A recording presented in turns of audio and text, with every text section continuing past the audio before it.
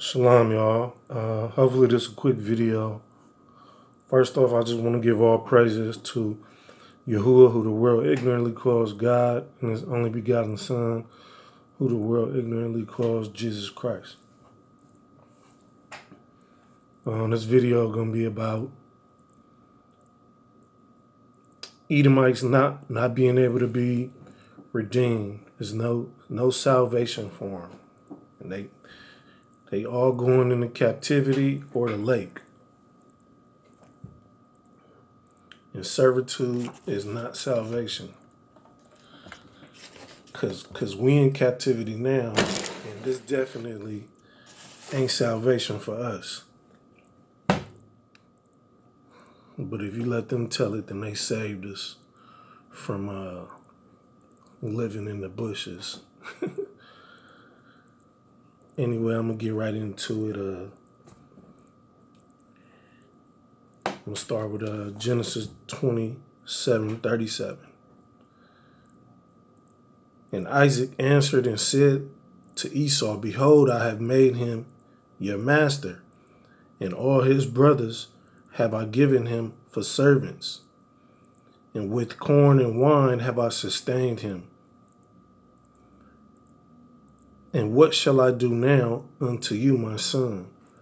That was the response to Esau when he was begging for a blessing, because Jacob received the promise, the blessing, and the inheritance that was promised to Abraham. And then I'm gonna go to Numbers.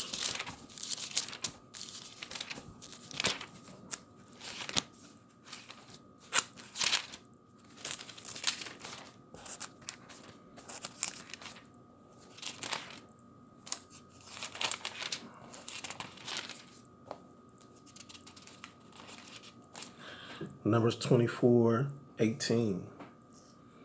And Edom shall be a possession. Seir also shall be a possession for his enemies, and Israel shall do valiantly.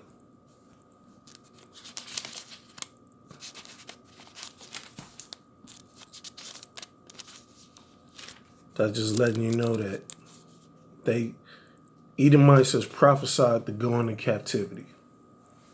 That's what Numbers 24:18 is telling you.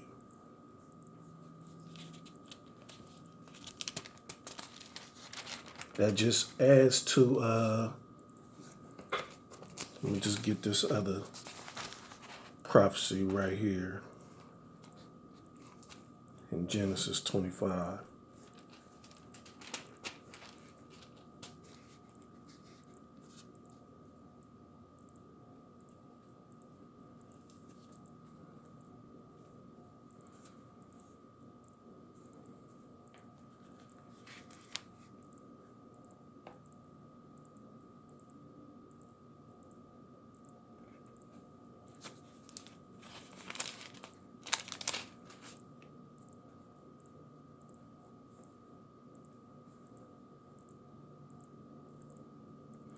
Genesis 25:23. And Yahuwah said to her, Two nations are in your womb, and two manner of people shall be separated from your bowels, and the one people shall be stronger than the other people, and the elder shall serve the younger. So Edomites being prophesied to go into captivity to serve the Israelites since before they was even born. It don't mean that they did anything wrong or whatever. It just means that's what Yahuwah chose to do, and that's his business. You could like it or love it. Now go to Deuteronomy 7:8.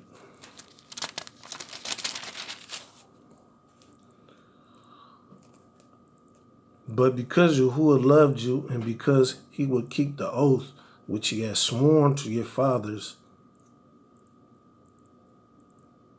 has Yahuwah brought you out with a mighty hand and redeemed you out of the house of bondmen from the hand of Pharaoh, king of Egypt.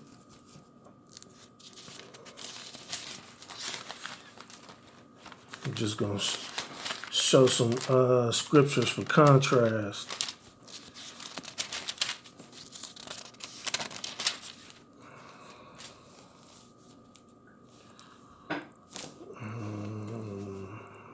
But you shall remember that you was a bondman in Egypt, and Yahuwah, excuse me, and Yahuwah, your ruler, redeemed you there. Therefore, I command you to do this thing. You see, it keep talking about how Yahuwah redeemed Israel, the Israelites. That's what the message has been throughout the Bible.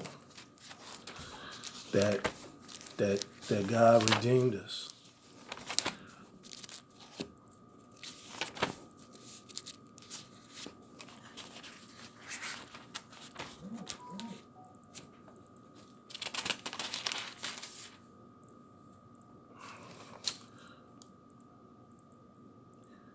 Isaiah 43:1.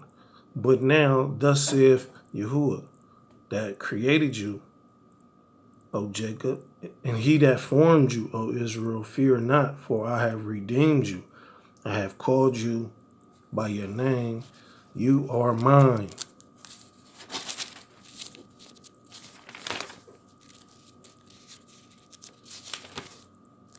So you clearly see that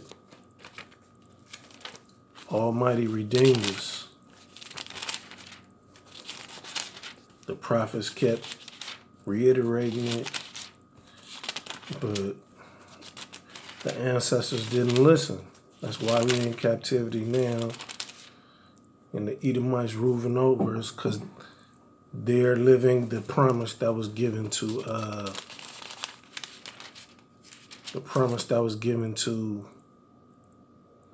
Esau, which is that he will rule by the sword, and he will have dominion over the earth first. That's Deuteronomy. That's Salakia. Genesis 27:40. And by your sword shall you live, and shall serve your brother. And it shall come to pass when you shall have the dominion that you shall break his yoke from off your neck. That prophecy began when the Greeks started ruling around the time of Alexander the Great.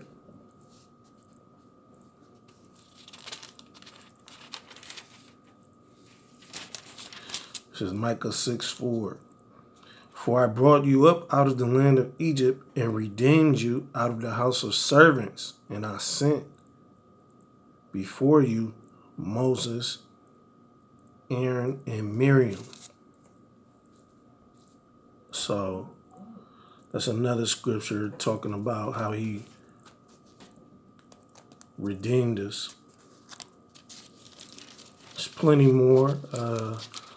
Psalms 25:22, Psalms 130 verse 8,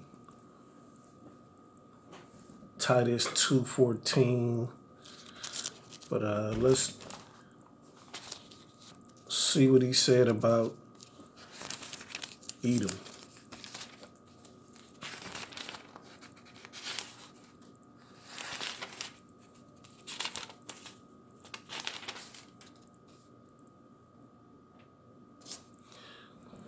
Moab is my wash part.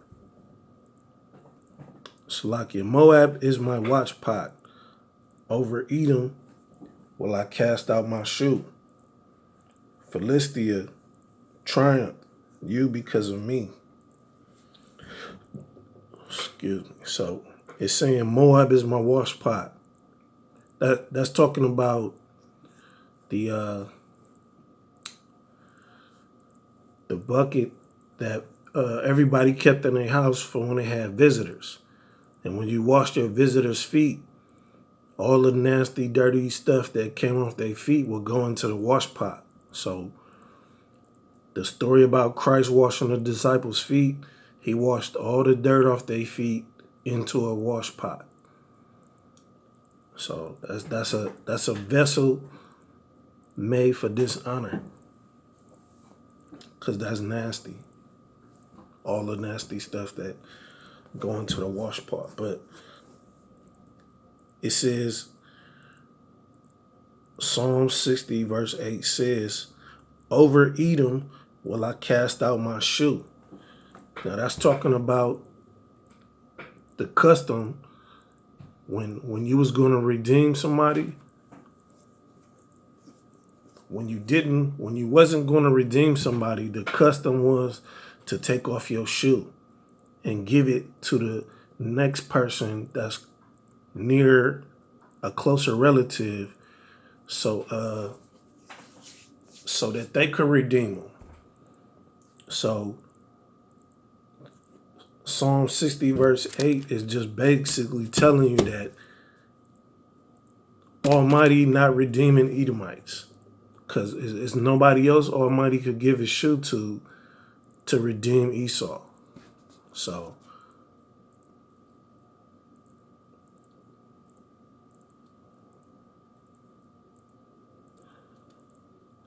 that's what that means.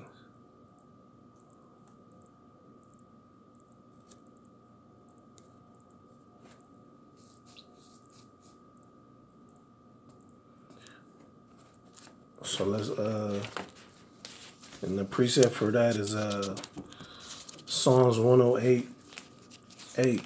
It basically says the same thing as Psalm 60 verse 8. But let's go back to Deuteronomy and let's talk about what it means. So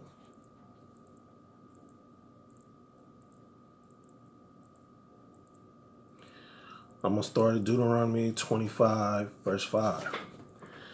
If brothers dwell together, and one of them die, and have no child, the wife of the dead shall not marry outside unto a stranger. Her husband's brother shall go into her, and take her to him to wife, and perform the duty of a husband's brother unto her. And it shall be that the firstborn which she bear shall succeed in the name of his brother which is dead, that his name be not put out of Israel. And if a man like not to take his brother's wife, then let his brother's wife go up to the gate unto the elders and say, my husband's brother refuses to raise up to his brother a name in Israel. He will not perform the duty of my husband's brother. Then the elder of his city shall call him and speak to him. And if he stand to it and say, I like not to take her, then shall his brother's wife come unto him in the presence of the elders, and loose his shoe from off his foot, and spit in his face, and shall answer and say, so shall it be done unto that man that will not build up his brother's house, and his name shall be called the house of him that has his shoe loosed. So when Almighty say he casting off his shoe, it's talking about that. How he's not going to redeem Edomites, because that's what the duty of a brother husband is to redeem his brother's wife and raise up his brother's name, so that his brother's name ain't dead in our community. And we'll go to Ruth. chapter 4, verse 7. Now this was the manner in former time in Israel concerning redeeming and concerning changing, for to confirm all things, a man plucked off his shoe and gave it to his neighbor, and this was a testimony in Israel. Therefore the kinsman said unto Boaz, buy it for you. So he drew off his shoe.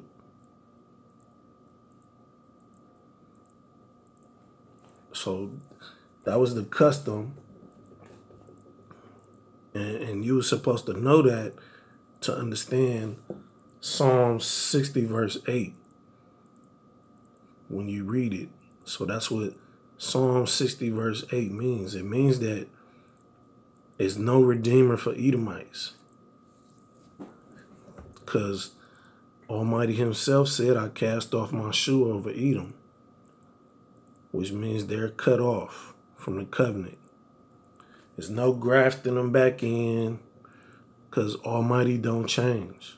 And that's Malachi 3:6. So, people always trying to twist scripture to say that Christ died for all mankind or all the nations of the earth.